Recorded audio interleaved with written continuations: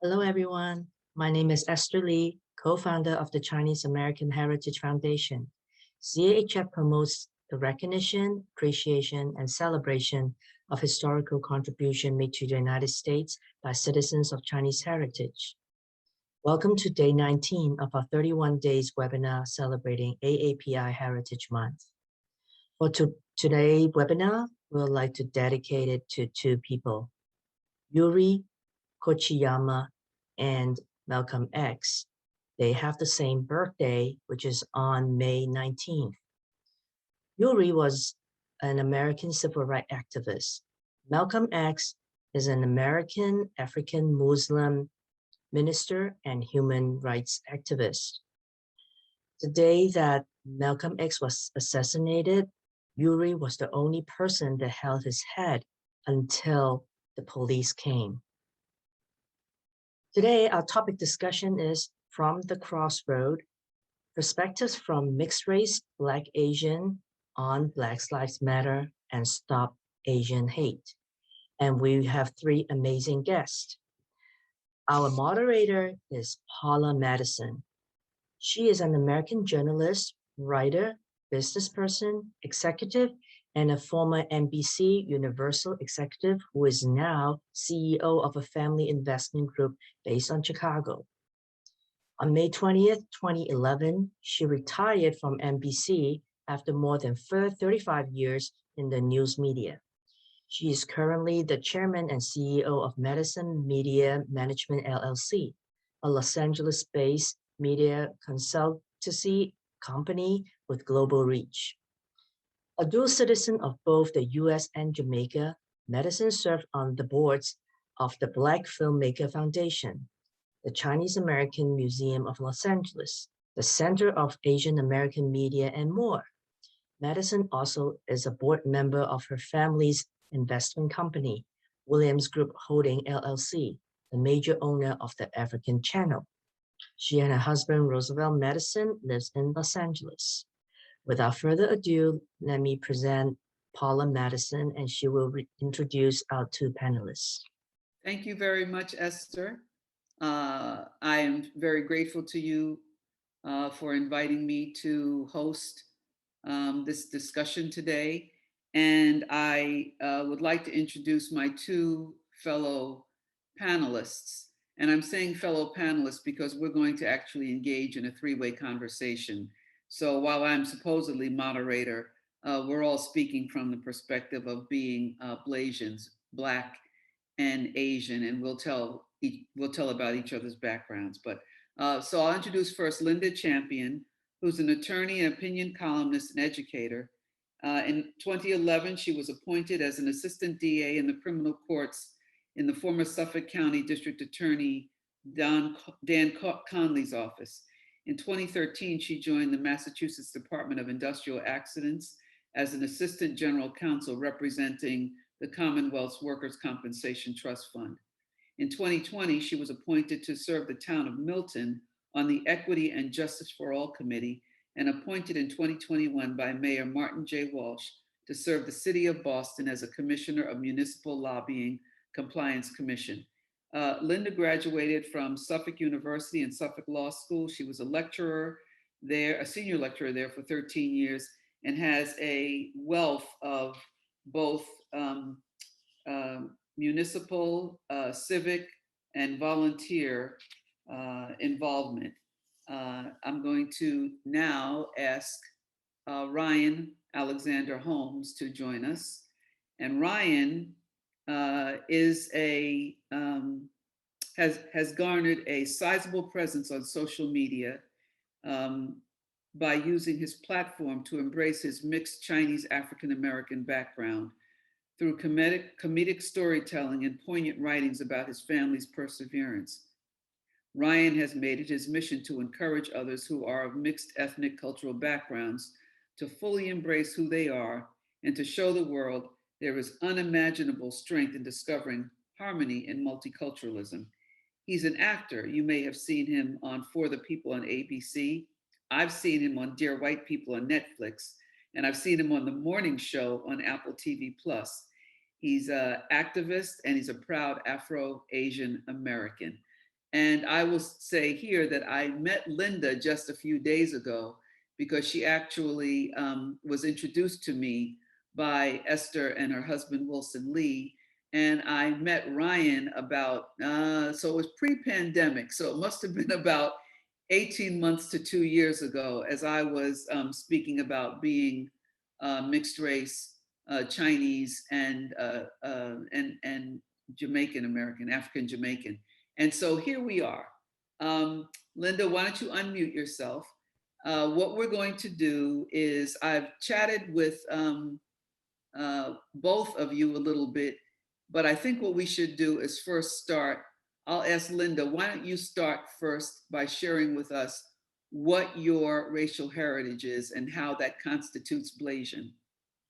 So I am an American of Korean and African ancestry.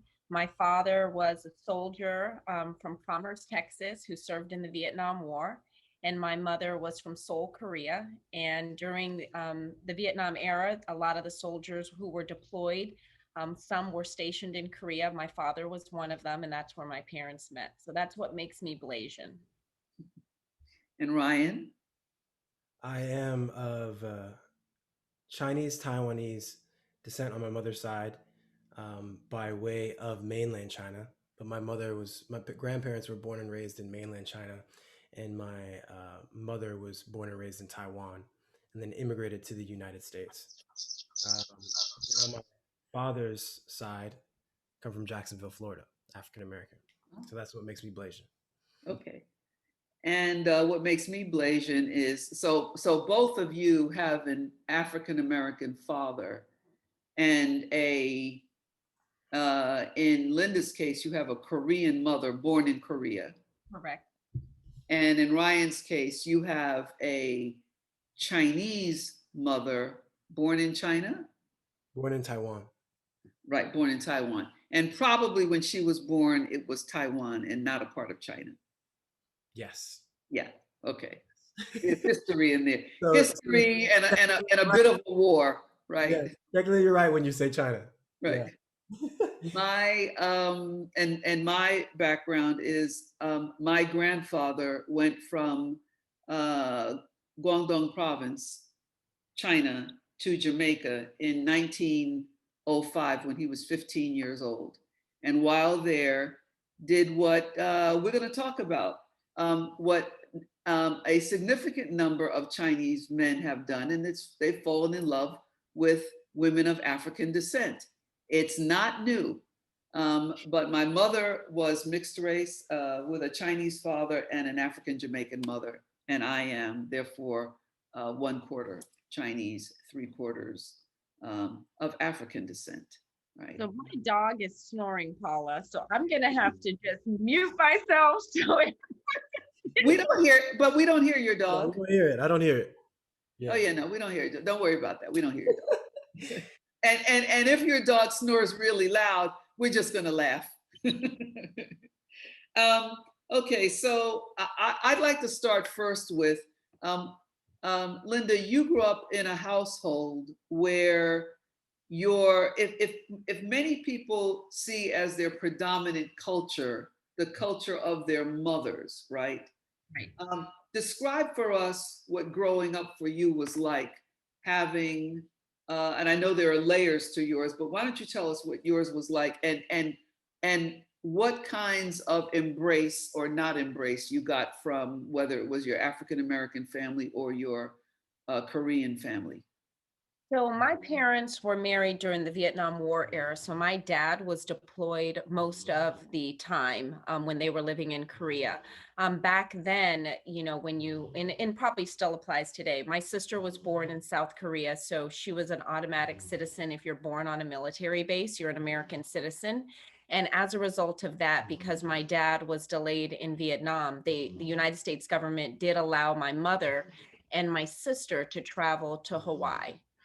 So I spent most of my early life with my mother and my older sister. My father was always out of the country. So if he wasn't in Vietnam or Korea, he was then stationed in Germany. And by the time I was 6 years old, that was pretty much the last time I had ever seen my father in a family setting. So for the early part of my life, it was my mother that had the greatest influence on me. And through my mother, because she was living in the United States, and you got to think about what the times were like back in the 70s, early 70s. She was only like 22 years old. She was down south in Texas at that time, raising Black children. And it just wasn't common to see biracial children back then. So she did have a really, really hard time. And so she kept us in spaces that she felt comfortable, which was the Korean community, because that's where she could, she spoke the language. And so for the early part of my life, I was with the Korean community. For the middle school years of my life, I was with my father's family, and that was a different experience in its entirety. And then when I was 18, I ended up homeless in Boston. So I've been in Boston ever since. But I would say that the biggest influence in my life has been my mother and the Korean community and Korean culture. Now, I'm sorry, I may have missed this. You were with your mother in the Korean community in Texas? Yes, but remember back then the community was small and it consisted of military brides, right? So women who married soldiers. And so a lot of them, not a lot of Korean women married Black men. So it was mainly Korean women who were married to white soldiers. Mm. Okay, that's okay. So the Korean community that you're referring to was a Korean community largely connected to the military base, and the Correct. majority of those marriages were white men and Korean women. Yes. So were there any other families comprised of a Black man married to a Korean woman? So I grew up in a town in Louisiana where we were off base because by then my mom had separated from my father. And there were other Blasian children. I mean, we didn't call ourselves Blasian back then. That's sort of it, That's new. right. But Yeah. there were, people who looked like me, but they weren't Korean. They were Vietnamese or they were Filipino. But when you looked at them, they seemed so familiar, Yeah. but just different. Right.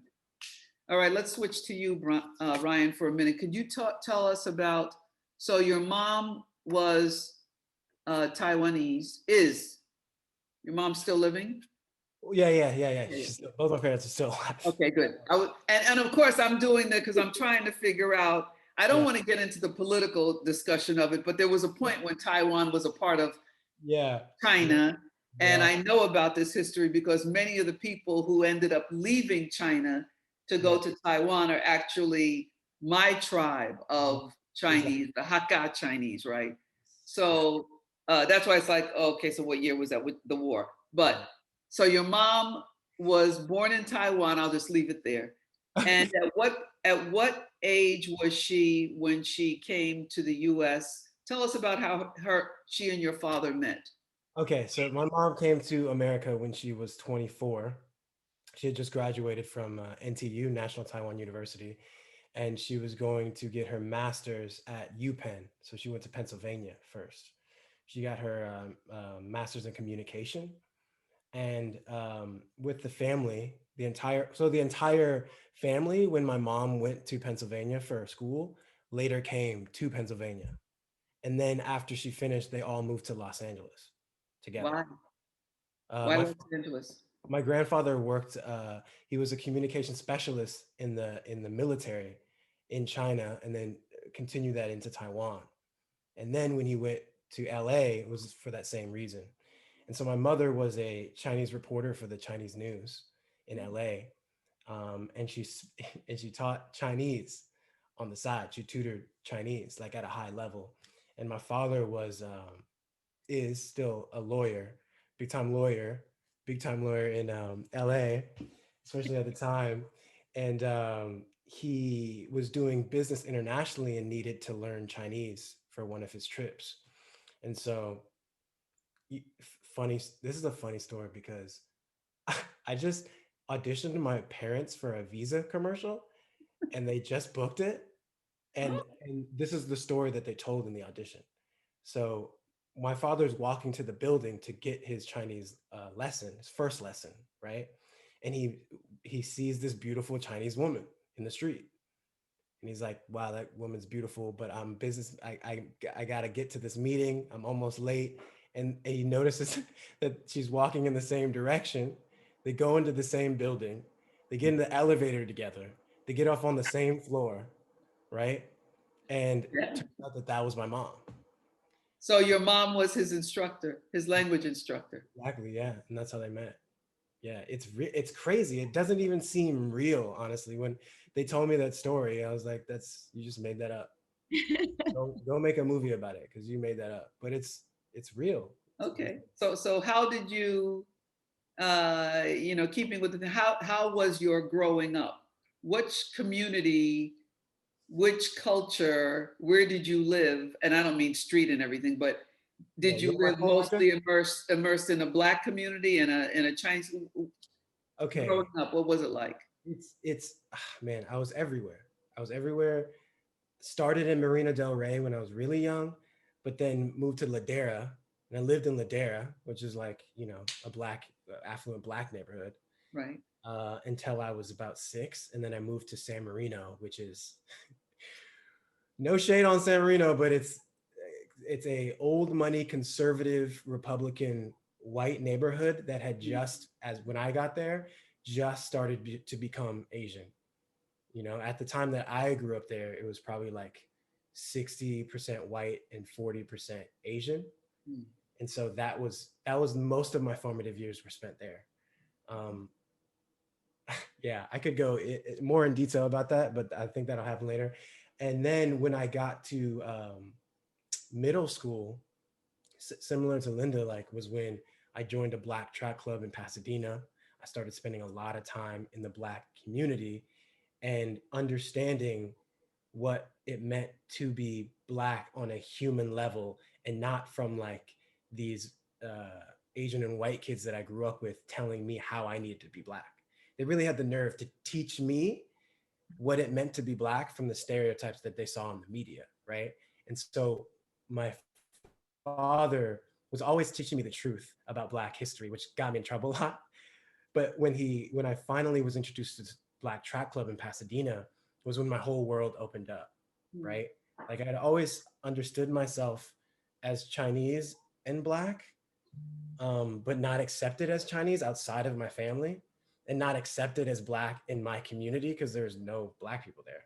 But when I started to be around Black people and find that sense of community and see them for the humans that we are, as opposed to like the stereotype that I was witnessing on the news and in the media and from the people that weren't Black telling me what Black was, it started to form the foundation that I think is like a pillar of me now. Because that track club changed my life. Because I it wasn't. want to let me just pause. I want to Yeah. explore for a minute with both of you because in your case, Mm-hmm.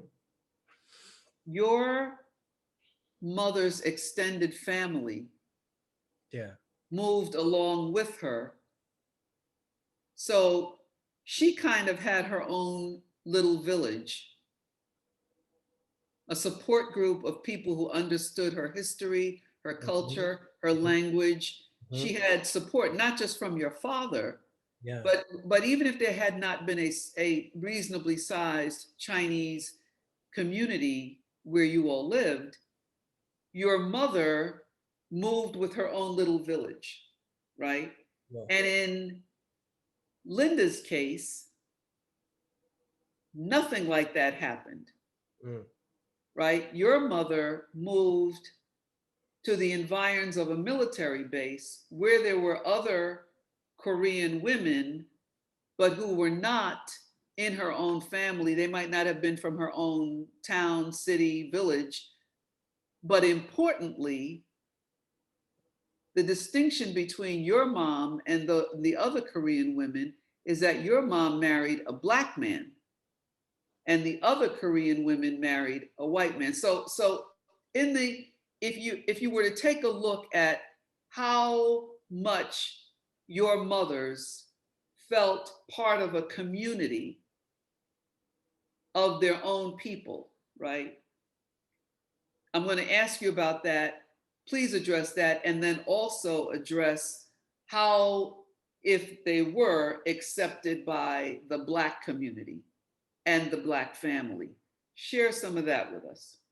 So for me, my mom said that when she was growing up, the images that they would see on TV that were played in Korea of Black people were tribal. It was tribes in Africa, and it was like they were animals, not human, right? Into voodoo and witchcraft and things that were sort of outside of Buddhism or Christianity. And so the first time Black soldiers come to Korea during the Korean War, so there's some sort of familiarity with, white soldiers, then Black soldiers come. But when she first met my dad, I think she was about 19 years old, and she had never seen Black people in person. And she didn't know what he was saying, right? But something about I their mean, chemistry, she didn't understand the language. They didn't understand. Okay. they didn't understand the language. And so as he was trying to date her or court her, they would find different translators who could translate between them. But, the thing about the whole thing with being biracial is that sense of belonging is very important. And I never knew and understood how important that was also for my mom. And while people were, they weren't necessarily accepting of you marrying a white man, but it was more acceptable. And so what I feel, as it Why was looking, it more acceptable? because of the skin color, Okay. because the skin is white. And the children, sometimes they can take on more Asian characteristics, and you can't tell that they're mixed race. But there were, hundreds of thousands of babies left behind in Asian countries that looked like me and Ryan and you, Paula. They all look like us, and they were left behind. And those countries gave them no right of citizenship. And so that sense of belonging, I think, is important. And then I think my mom felt a lot of shame and embarrassment living in the United States, having Black kids. And I don't think the shame and embarrassment came from her having us, but it came from the fact that, my father too was really young, and people don't seem to understand the effects that the wars have on soldiers. But he was really young, and he comes back to a racist Texas with this Asian wife. And the way my family, just my father's family describes it, my mom came in full hanboks. Like she was walking around in these big old traditional Korean dresses in the streets of Texas. And people thought she was like a doll, like they didn't know what she was. And but then the lack of belonging, right? The hatred, the racism. Why did you bring that woman? Calling her names, calling her Chinese, calling her this or that, throwing away her food because they said the smell was so. And when you're young, and my dad's I'm sorry, and this was your father's Black family? Yeah. and my mom, started to feel very isolated and alone, and she didn't speak the language. And so she welcomed the opportunity to leave my father's family and be reassigned to a military base in Texas, in El Paso, Texas. But the problem with that is my dad was really young. And I think, as any 23-year-old man, a little immature. But my dad really started to feel that pressure of, why did you bring this Asian woman home? Um, and he just, he couldn't couldn't cope with that. And so I think my mom, for most of her life, and when we were younger, because my father sort of walked out, because he was sort of absent, and in the marriage kind of failed, she had a sense of shame. And so she would see these Black kids, and then she'd look at these white soldiers with their wives, and a lot of those people who we know are still married to this day. And so there was always this push for us to be better, to show my father that he should never have left us behind. He should never have walked out. But she never had a community that she belonged to, because she always felt ashamed that she had found herself in this predicament in the United States. All right, Ryan. So your mom's cushion was very different. Yeah. How was that, and how did you, as a biracial, as a mixed race child, how did you navigate that, and what was your mother's experience having children who were Black? I want to echo the shame part too, right? I feel like it wasn't, she didn't have shame for having us. I think she felt the shame from her community, right? For not being tolerant. For not being tolerant of the fact that, like, these are my kids. You know, we would go to grocery stores. I mean, I lived in the Chinese neighborhood. You know, I lived in the Chinese community. We went to Chinese restaurants all the time. We went to the Chinese grocery stores all the time, you know, and there were so many times where there would be racist Asians that would say things to my mom about me and my brother, not knowing that we're her kids, right? And that was like a regular occurrence, you know? And my mom did a really good job of protecting me from that. You know, I most of those experiences, in hindsight, I look back and I'm like, oh, I thought we were just having fun, and they just, like, but they were chasing me out of the store and they wanted me out of there, and they, you know what I mean? And they were saying things in Chinese that I understood too at the time, but just that innocence was never broken because my parents allowed me to retain that, you know? It wasn't until later, like I said, in hindsight, looking back. But it wasn't all hunky-dory when my parents got together. Both sides did not understand what was going on. You know, there was a cultural unwillingness to understand as well. Your mom spoke English. My mom spoke English. My mom's fluent in English. Yeah. She doesn't have an accent. Right. So that would have been a very different experience, Yeah. than Linda's mom. Yes. Right. But still, because when you're accepted by the community and you have this whole community, and then you go outside that community and marry a Black man, now you have this whole community with that perception and those judgments towards you, right? And I think my mother was just like, all right, if you guys are bigots, then I just don't need to be around you. Yeah. It was, I don't know how it was so easy for my mom, and maybe it wasn't, you know, maybe that's just what she wants me to see. Yeah. And she's just strong like that. But like, she just decided to choose love and to be with her man and her family. I'm going to share a little bit of my personal experience with some of that. So this is my mom. This is in my book. Oh, wait. Right there. Right? So my mother's father was Chinese and her mother was African Jamaican. Mm-hmm. My mother did not look any part of being a Black woman, right? And my mother had a Jamaican accent. She was born in Jamaica, Jamaican accent. My mother looked Chinese and acted Black. Well, however it is you want to translate that, right? So and my brothers and I, you know, right? We look this way. And we grew up in Harlem. My mother immigrated in 1945, as did my father. We were born in Harlem and lived in a completely Black neighborhood. And the only Chinese in our neighborhood was Mr. Chung, who owned the Chinese laundry. We can talk about how and why there were Chinese laundries. And a block away was a Chinese restaurant. And those people would speak to my mother if they saw her walking down the street because they thought she was Chinese, because she looked Chinese. My mother spoke a little bit of Hakka, but not much. Now,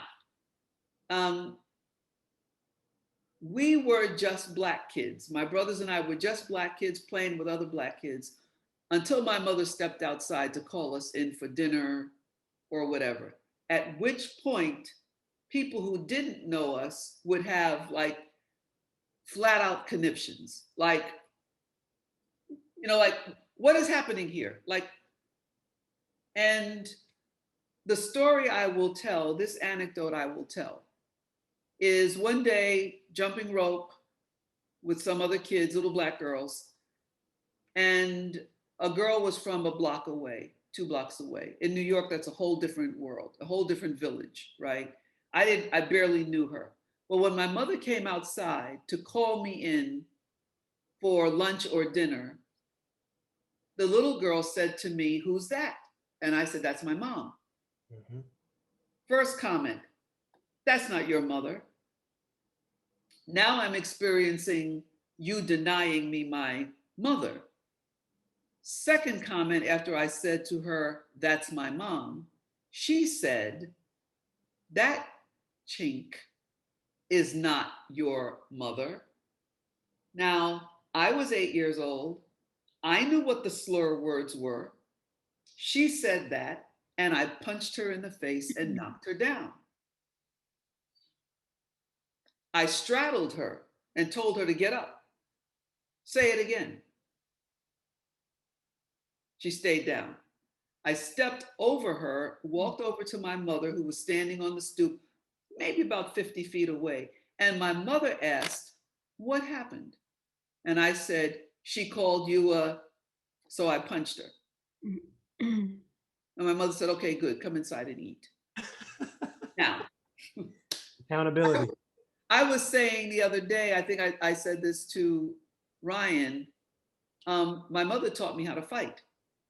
My mother showed me how to take a long neck soda bottle, those days Pepsis and Cokes were in the law, and to break it on the curb, right? I lived in Harlem, we had streets with curb, break it on the curb, and if somebody bothered you, you break the bottle on the curb and go for their neck. That's what my mother taught me. I've had people say, "Oh my God," and I said, "You try being a woman who is of Chinese descent, who looks Chinese, who doesn't have a husband with her. You have 3 Black kids in Harlem. You think I'd be alive if my mother didn't teach me how to fight?" Mm-hmm. And I was like, good point. So the interesting experiences of our mothers, my mother married a Black man, of our mothers who had very different experiences in terms of how they were situated. We had no family around in Harlem, none of that.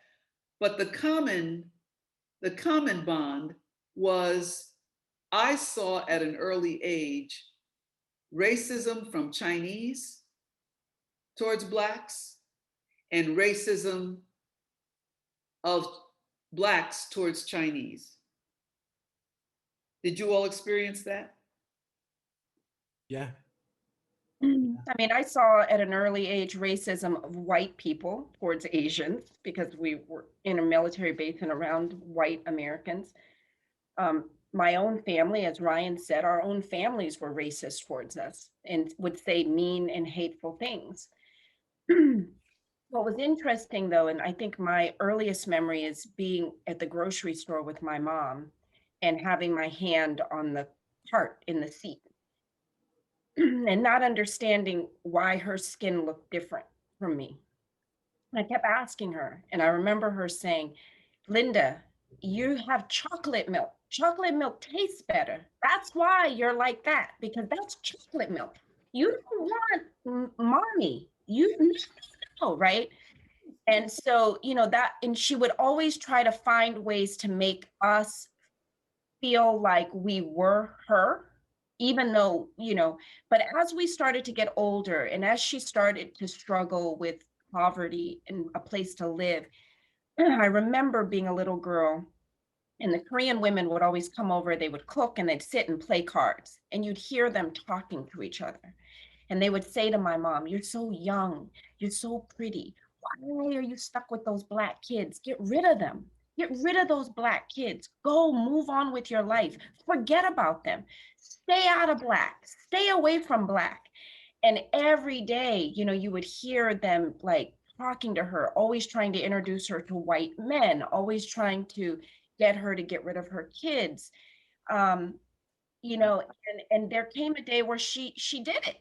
You know, she just said, I think they're right. You guys would be better off living with your father's family. And I remember being, you know, at one point being put on a bus and getting off the bus, and I had no idea who I was looking for. And a woman walked up to me and said, "Hi, I'm your grandmother." And and then I went with her and a man she brought with her, who I later found out was my uncle, and I lived with them for about 7 years. This was your father's mother. So this is your Black family now. Black family. Wow. And then, and that in and of itself was a whole experience, because I went from eating with chopsticks and rice and kimchi, right, to japchae and everything Korean, to I didn't know what the heck my grandmother was frying in them pans. She'd be like hot water cornbread, and you know. So culture shock. Yeah. Wow, Ryan. I don't. What was the question? I'm sorry. That story took It me. was that our mothers had all very different experiences. However, so my question was whether you had experienced um, racism or seen the racism from both sides directed towards To be you. honest, like the Black towards Asian racism, I didn't experience that. I didn't, not in a way that I remember it being something that, like, you know, affected me. Mm. But the Asian towards Black racism, I felt that a lot. I never felt accepted by the Asian community at all growing up. And matter of fact, they would call me the N-word all the time. When you say Um, they, do you mean other kids in school? Do you mean adults? I'm talking about Asian kids, the Asian kids that I grew up with.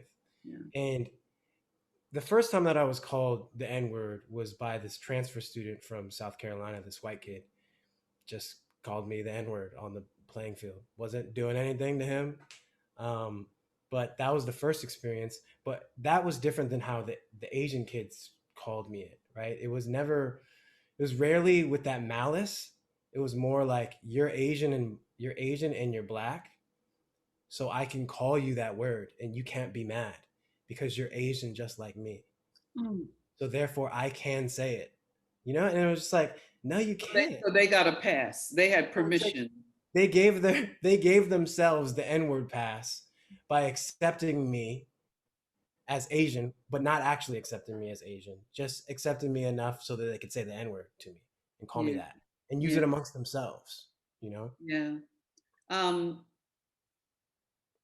It's sad, you know, it's sad. I had an experience about, I don't know, 6, 7 months ago of being contacted by a food blogger.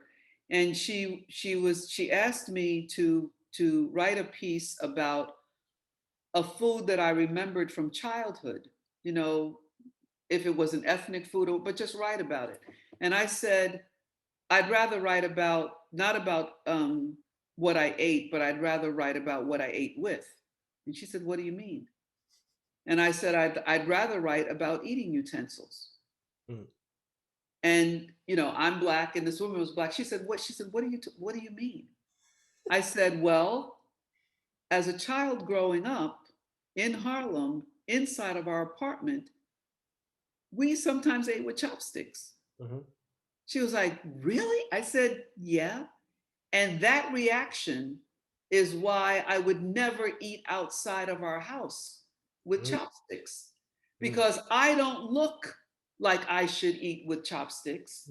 I don't think I am as, I think of the three of us, Linda, you're probably the one with the most recognizable Asian features. Your skin is browner, but and Ryan, you're second. And I think I'm bringing up the rear, right? Second place. Woo. So I mean, in terms of, because even how you're wearing your hair, you understand? Yeah. You're not going to immediately be glanced at and go, oh, you know, what'll happen is if you went to a place like where my family's from, Jamaica, they would look at each of you immediately and know that you're mixed race. They would absolutely know. You could go throughout the United States every day for 50 years and have a lot of white people and Black people and Asian people not recognized, because what they look at first is hair, well, skin, and then hair, and then it's like, oh, right? You don't present with the characteristics that they think that you should have. So when I said this to her, that I'd rather write about what I ate with, I explained to her that when on occasion we would go to the Chinese restaurant with my mom, the servers in the restaurant would be astounded. Like, what is this Chinese woman doing with these three little Black kids? Like, what is happening here? One. Two, again, and I get this experience when I go to China, go a lot. Everybody else is sitting down, they bring me a knife and fork. I say, excuse me, no, don't need, no. And then I eat with chopsticks. It's like, oh, so good. Like, it's like, and my Chinese cousins are there, and they're kind of like, So what I'm getting at here is, when I wanted to write about the utensils, I had to write about the cultural shift of negotiating how I was going to put food in my mouth, depending upon who I was with, right? And what kind of utensils I was served. Yeah. I got so much reaction from that piece, because the acknowledgement, first of all, that a lot of people in our world eat with chopsticks. Many more people eat with chopsticks than eat with knife and fork. I just want to put that out there in the world. And also that using a knife and fork, there's the American style of eating where you cut, you put the fork in your right hand if you're right-handed, and then you eat like that. Continental style, which is British, the fork never leaves your left hand, the knife never leaves your right hand. You eat with the two utensils all the while. I learned to eat the British style because my parents, British colony, Jamaica. And so I freaked people out with my table manners and the utensils for how I used them, right? So what I'm getting at here is there are layers, just as Linda, you were talking about kimchi and them saying it stinks. And what we know is it's so good for you, right? It's so good for you. But the question of what stinks, right, has everything to do with culture. Right. And I have been exposed to foods right here in the good old US of A. Oh, let's say the word. We can say it chitterlings, or we can call it chitlins. I've never eaten them. I will never eat them. And everybody knows they stink to high hell. They have to be cleaned well. But I'll also say they eat them in China. Because in China, they eat everything, as we in the Black community say, from the rooter to the tutor. Everything on a pig gets eaten, right? So I'm wanting to bring out for the people who are participating in this, how very different it is to grow up straddling cultures and being, I'll use the word biracial, probably there's mixed race. And for us in this grouping, maybe for the past 5 to 7 years, the word Blasian has come into our vernacular. Blasian is a Black Asian.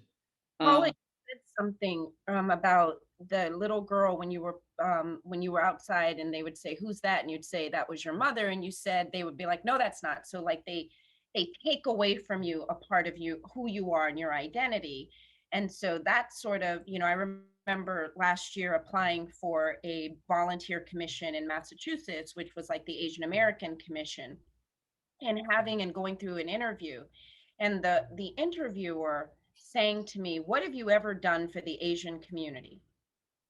And it kind of like, it just kind of set me back. I was like, I'm Asian. I'm like, I'm half Korean. Like, what is she talking about? But what I realize is, this white interviewer sitting in front of me they want people who have a certain name or a part of a certain group. They want them to look a certain way. And as Blasians, we just don't fit any of those spaces. So, but I find that if you're white Asian, now all of a sudden the doors open and they're like, they never ask a white Asian, what have you ever done to the advancement of your people? It's That's the only Black Asians. And how racist is that? And so the way I feel is all of us, we tend to, like you said, straddle, and we tend to be polite in the spaces that we're in, or we try to politely correct people. But I think that a lot of the things that are going on now, particularly with the Black Lives Matter movement and Stop Asian Hate, is that we all have to come to the forefront because we do have powerful stories to tell about how we're treated in both communities. And as you know, my African American side is saying, look at all those racist Asians. I'm looking at them like, y'all hella racist too, because I've experienced it. But then at the same time, the Asian people saying, well, look at what all those Black people are doing, then I can look and say, I understand how they feel, because I too know what racism feels like, being the color that I am and being a Black woman. I would say, and Ryan, I'm going to ask you this. We are right now in the middle of a long history of people of the African diaspora in the United States being discriminated against and all that goes along with it, right? Codified into law. And as people of the Asian diaspora, we've experienced from the moment significant numbers began to set foot on this continent, in this country, from like the 1830s, 1840s, right? Significant discrimination.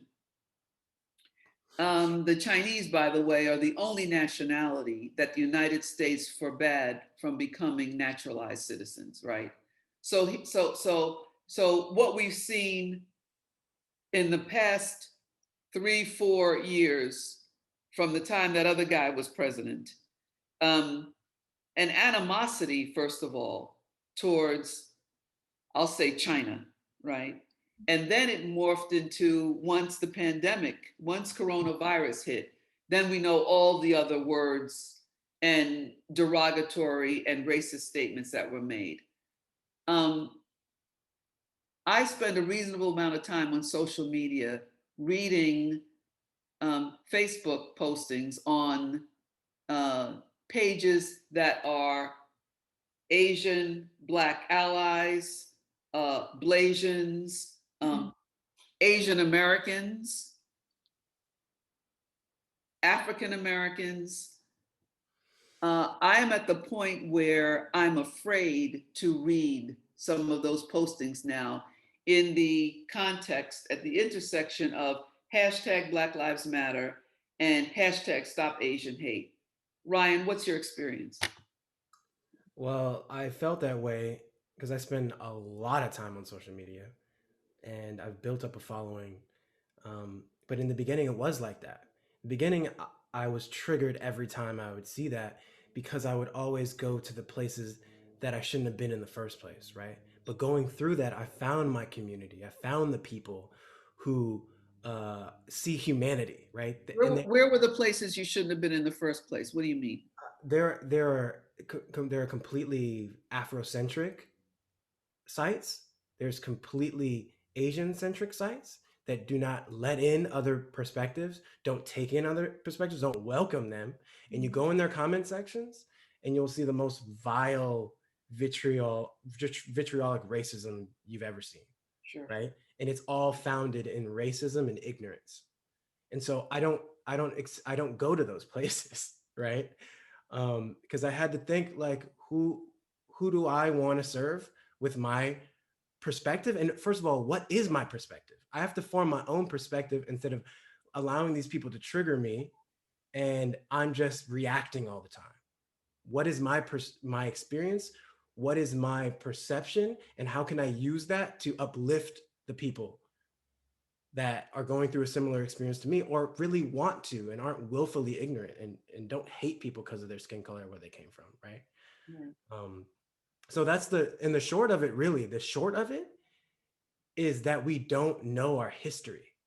We don't know the history of this country, and the people that think they do are the most ignorant because we don't learn it in school. I had to learn that from my father and from my mother, and you know, from you, Paula, from your book, right? I had to do it on my own to understand who I am and how I really feel outside of others' opinions and outside of other people telling me who I need to be, right? Because, you know, I have one side of the family that's Black, one side of the family that's Chinese. I don't have any relatives that are Blasian besides my brother and I, right? So it was on us until I found this community, right? It was on me this whole time. And when I put it on my own shoulders and I talked to my brother and he's like, listen, Ryan, you have so many things to say. Why are you just saying them to me? And don't filter what you say when you say it, just say it.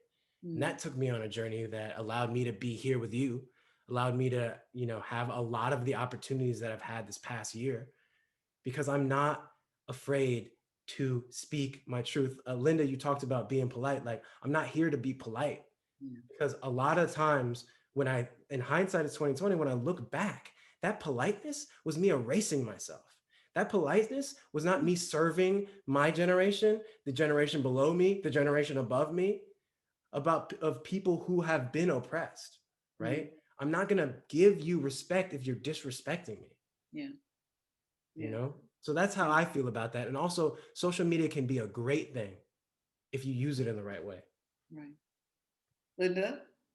Yeah, no, I mean, I think he's right. I mean, I think that we have to work to see the humanity in people. And I think that the fact that we have, at least my generation is one of those generations, we've allowed people to strip us of our identity, right? We've tried to, whatever it was, if you wanted to be in corporate America, you had to act a certain way and dress a certain way and be a certain way and fix your hair a certain way. And, you know, and you were just stripped of who you could be. Right. I don't go and wear hanboks. I could, but if I wore one, people would look at me crazy because they'd be like, why is that Black woman? Where's she? You know, what does she think? It's Halloween, right? And not even realizing or understanding it's part of my culture. It's part of who I am. And so, but what I get sick of is having to explain it. Like, why do I have to tell you why I want chopsticks? Why do I have to tell you in a Korean restaurant, if I'm ordering food, that I know what I'm ordering? Why, I mean, why is it if I'm in a Korean store and I'm putting things on the belt, they're looking at me like, do you know how to cook that? Like, who goes to the store and just buys stuff? You know, it's just that constant explaining. But it's not just the Asian community, it's the Black community too. Why is your hair like that? What are you? Are you Chinese? Like, everyone always says, are you Chinese? It's like as if that's the only Asian right? And so just explaining that, and you just get exhausted by it all. You just get sick of it. Right.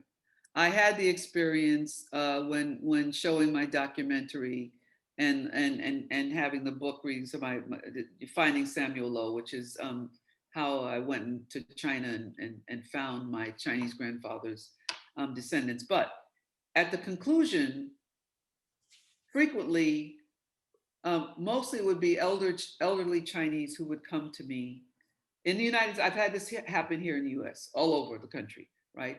And say, you're so successful. I'm so proud of you. And I say, thank you, right? Thank you. And then usually the next statement is, that's the Chinese in you. And I say, my father was not Chinese. My mother was half. So the push in my family to be successful had nothing to do with race. It had everything to do with the culture of the both people creating this culture of success inside of our family. And then I have to say, and I too, Ryan, smiled at Linda when you said, you know, trying to be polite. I have difficulty sometimes with that, but I do try. And so my response also contains this. I think you believe you're complimenting me. But when you say the success is due to the Chinese in me, I would then interpret that if I were a failure, it would be due to the African in me. And I reject that. On top of that, what I need for you to know is what you just said is racist. You think it's complimentary, but in there is a racist construct. Yep. I'm okay with being proud to be Chinese because I am. I totally am. And I'm proud to be Black. I totally am. And I can be proud to be both. One does not have to take precedence over the other. And if you wanted to do it by, you know, mathematical equations, I'm Blacker than I am Chinese. You know, my Chinese is the lesser part of me, but I don't even know how to explain that that's necessarily true. Because again, the culture of the mother and my mother, it's not as simple as that. But when we talk about, again, this crossroads of hashtag stop Asian hate and hashtag Black Lives Matter, what's really in some ways disappointing to me is that we are seeing centuries of oppression of Black people in this country. We saw centuries of mistreatment of Asians in this country. And when the one side is getting oppressed and the other side doesn't speak up, what we're doing is going into our own little silos, into our own little worlds. And this is how the racism gets perpetuated, right? And so the reason why I wanted to have this discussion is so that we could have a conversation sponsored in the context of an Asian setting, so that our fellow Asians can see and hear and know that not everyone looks like they're descended from the Han people. A lot of Asians, Asian Canadians, Asian Caribbeans, Asian Americans, Asian Africans look like us. Yeah. And the three of us look completely different. Yes, we do. Yeah. You guys want to say something? Because I think what we should do now is go to take some questions.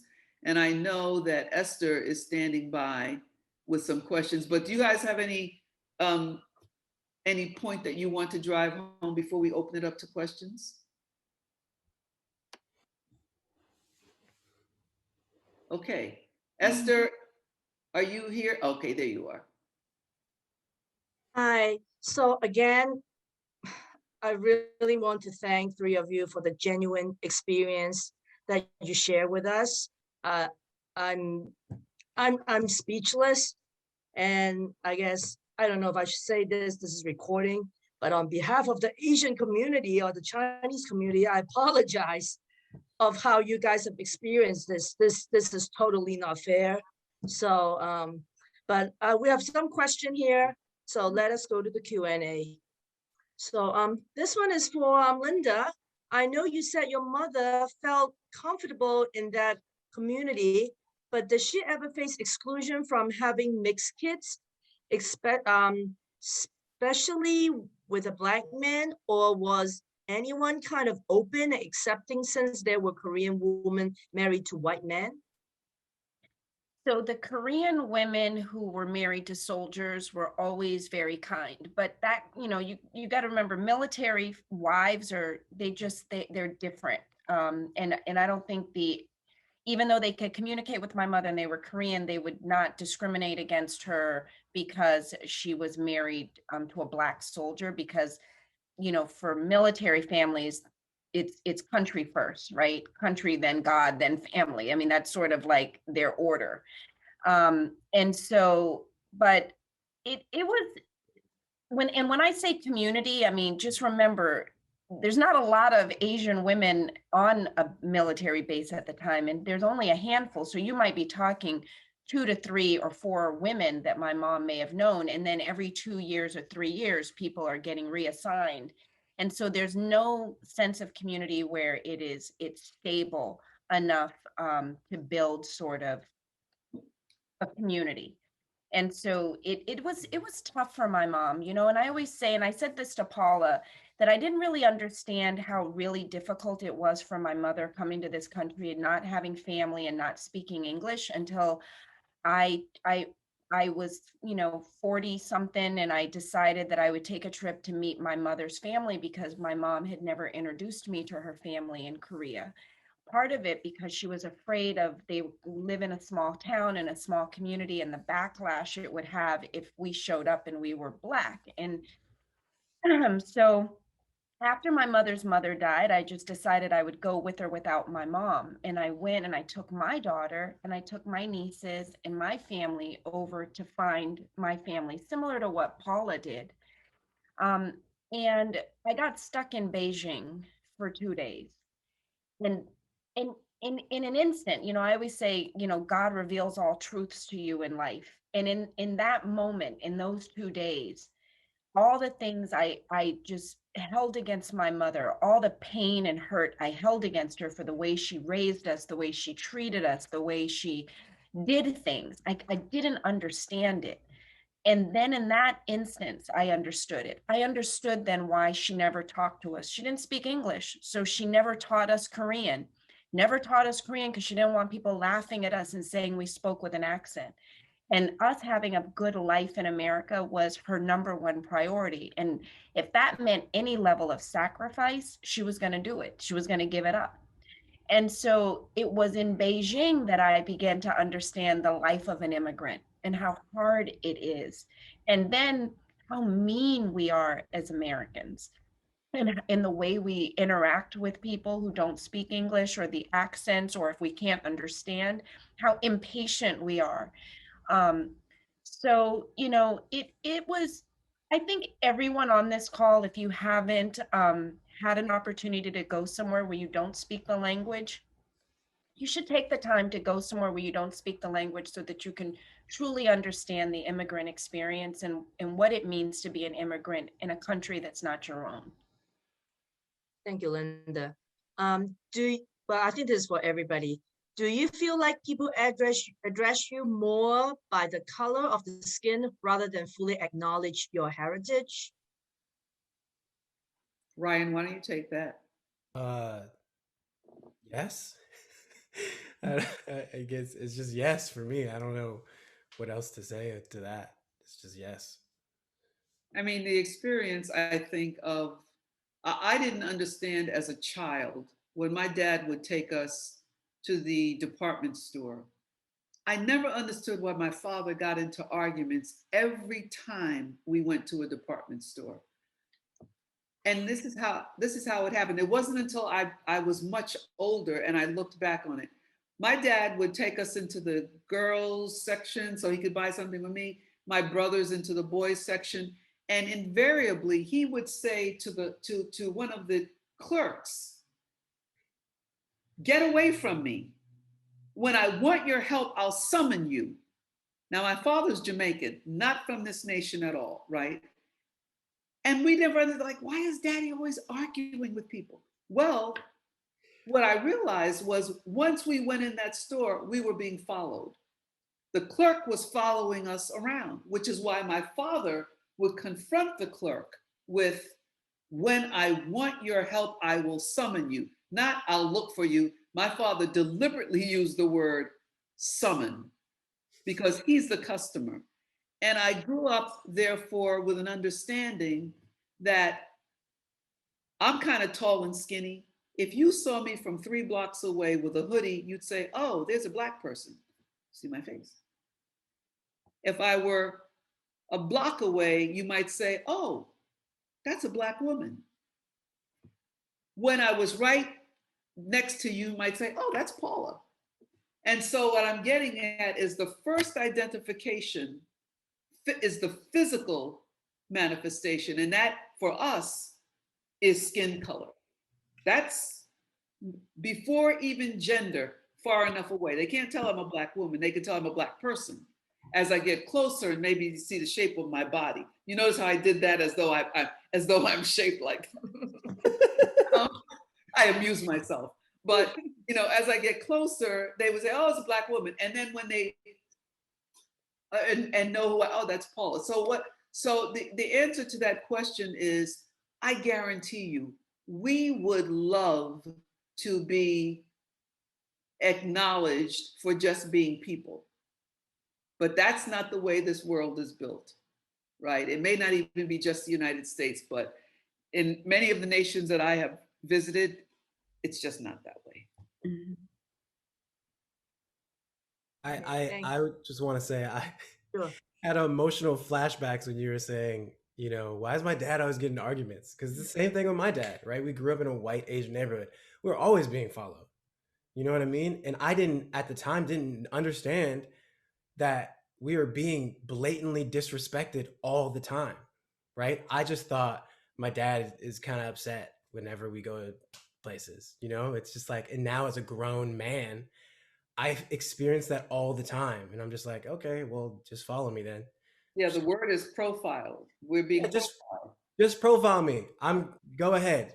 But I'm going to do what I want to do because that's what my dad taught me. It's like, you go to the places that you want to go to and do what you want to do. And if they choose to follow you, let them follow you. Let them follow you. And if you choose to say, stop following me, say that. But don't ever let them dictate your emotions and what you want to do, Excellent. Thank you. Yeah, so it's 9:10, so maybe each one of you maybe talk a few lines about how you think we should moving forward for Black and Asian to work together as one voice rather than keep looking, backwards of what had happened. I know it's an experience that's going to be inside of you guys, but I do think that we need to move forward, and this is the right time when Black Lives Matter and Asian hate it's happening now. So do you guys recommending anything that we can be doing together? I think we should look backwards, but when we look backwards, we should look backwards without white supremacy goggles on. And we should learn actual history because there's been a long legacy of Black and Asian solidarity that has just been completely erased from the history books. And the more and more that I learn and take the time to learn, the more and more I feel betrayed by the system that had the audacity to tell me that it educated me when it didn't, about my own people, right?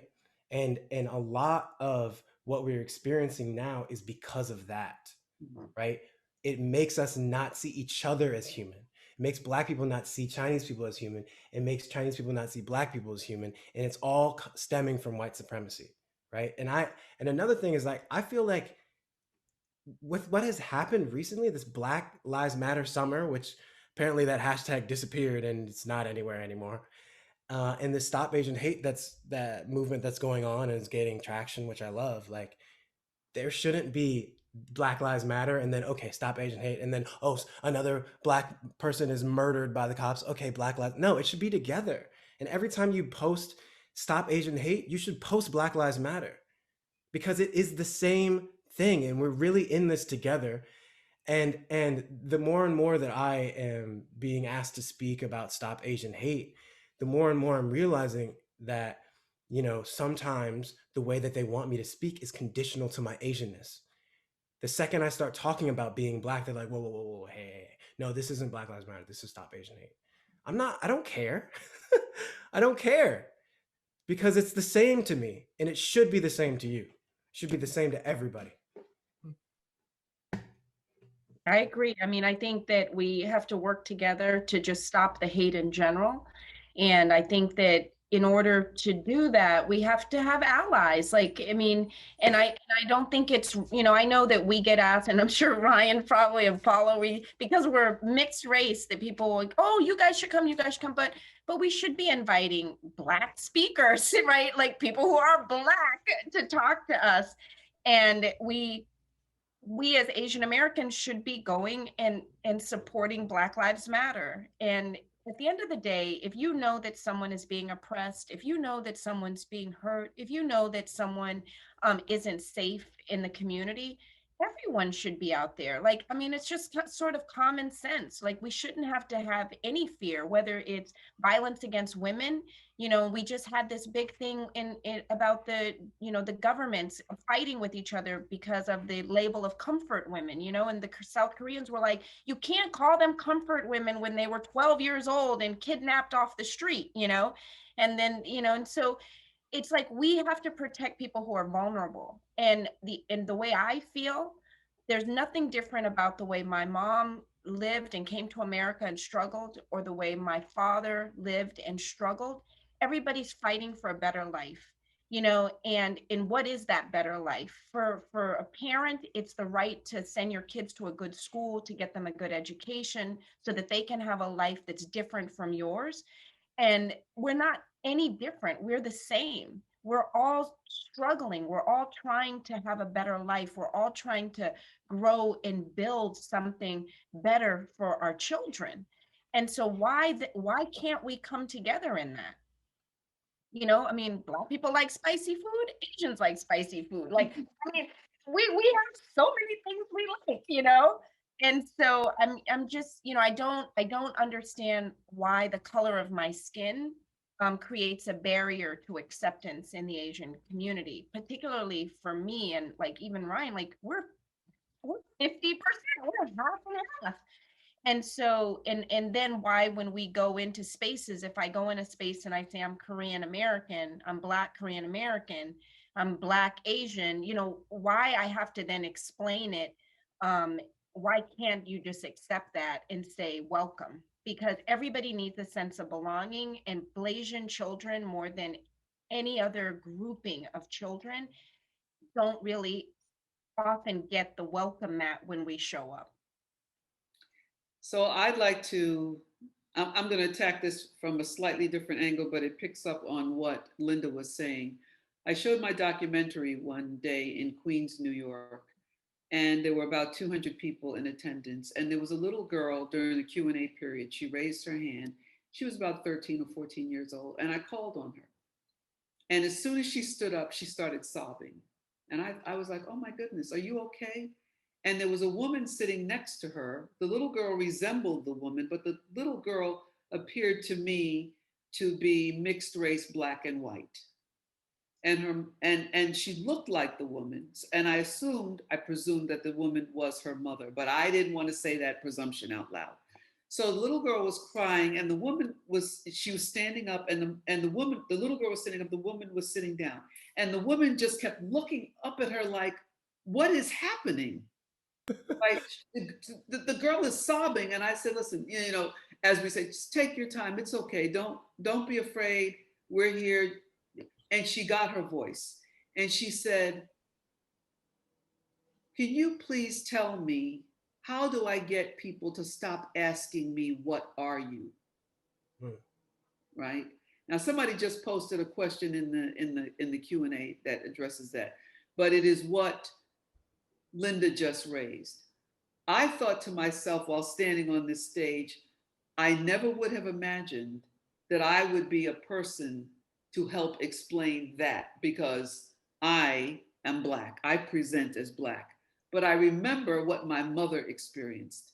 So I asked her, I said, are you mixed race? And she said, yes. And I said, I'm going to ask, I said, is the nice lady sitting next to you who looks stunned, is that your mom? And she said, yes. And the woman was like, yes. And I said, okay. I said, so I said to the little girl, you have a couple of ways to approach this. When someone asks, what are you? You can respond with another question, which is, are you asking me about my racial heritage? If the answer is yes, you can choose to answer. Oh, well, my mom is this and my dad is that. I said, another approach is you can look at the person and say, that's actually very intrusive, and I choose to not answer. And what I saw come over that child's face was a realization that she has power. I said, you're not here for everybody to come up to you and try to pick you apart. You don't have to answer that. She was beaming, and her mother looked at me, and I could see the mother was shocked by the whole, first of all, the daughter even asking such a question. And I said, Mom, I just want to say to you, and I mean it with all sincerity, your childhood in no way resembles your daughter's childhood. And her Black father's childhood in no way resembles her childhood. Love is love, and we can fall in love with and have children with whomever we love or however it is. But don't assume that you know what your child is going to experience when you come from two different races, because there's no way to know that.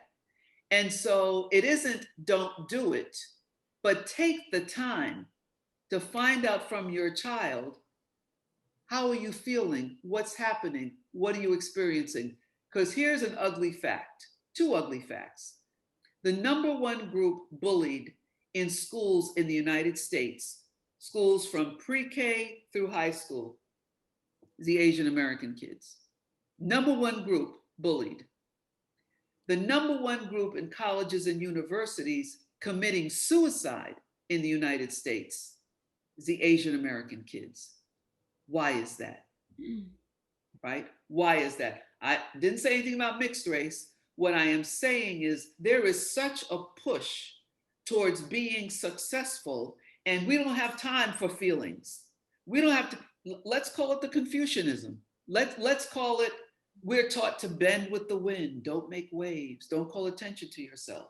But when somebody is bullying your child and you come home and say, you know, Johnny is bullying me, and you say, don't pay attention to Johnny, just get a 5.0 average, you'll grow up to be CEO and you never have to hire Johnny.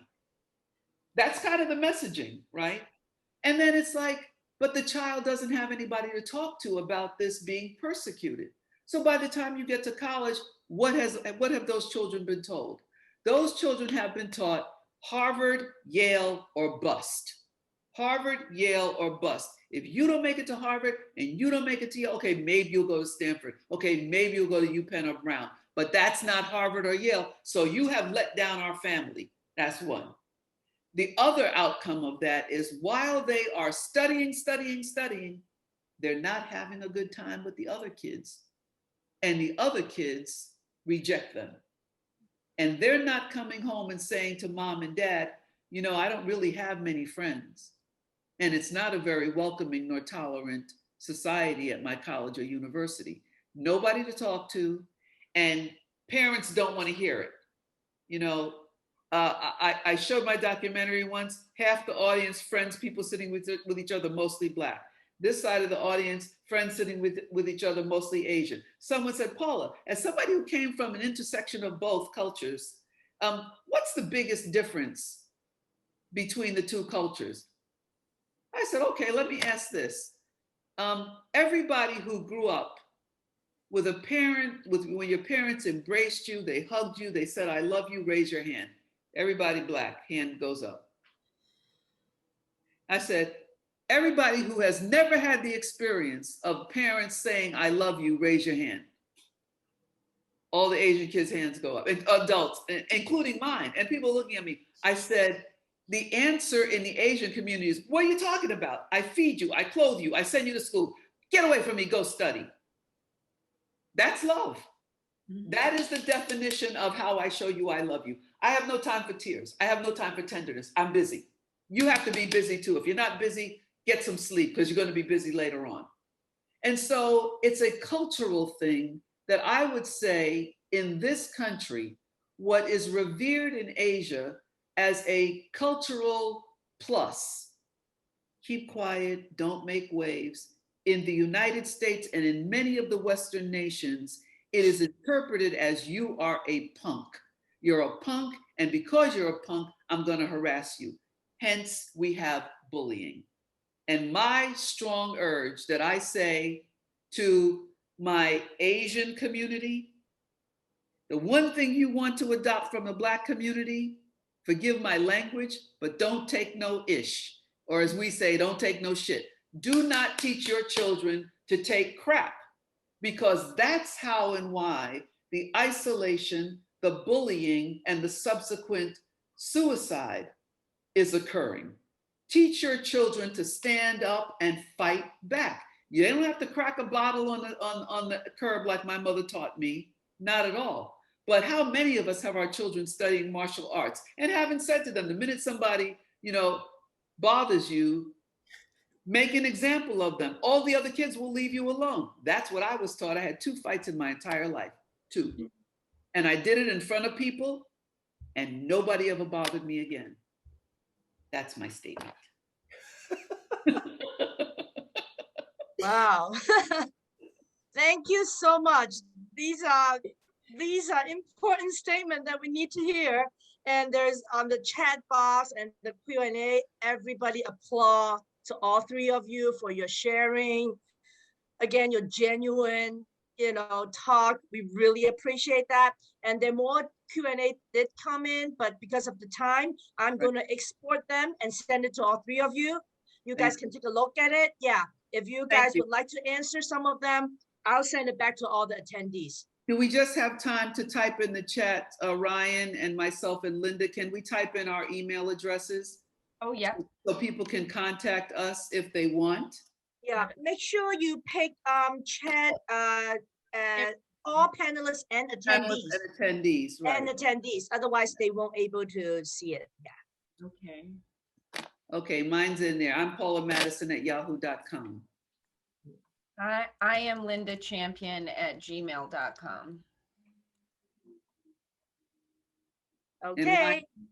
All right, so now, yeah, everybody, you got their email address, you want to share or talk to them. I guess if they type in the email, that means you guys can email them. But I would still send all the questions to them. And then if they get back to me, I'll definitely send it back to all the attendees. So thank you again. Making the recording available, Esther? Is the recording available? Will it be available? It will be, but not right away because of webinar every night. So thank you for your patience that we're going to do it gradually, and hopefully we'll get all the webinars done in June. And yep, so as like Paula said, we have more webinars coming up. So please go to cahf.us/AAPI talks and to check out our rest of our webinars. So thank you again for joining us and have a great night. Thank you. Thank you, Paula, Ryan, and Linda. You guys are the best. Thank you. Oh yeah, I learned that too. Yeah. Okay. Yeah. Okay. Bye-bye. Bye. Thank you. Thank you.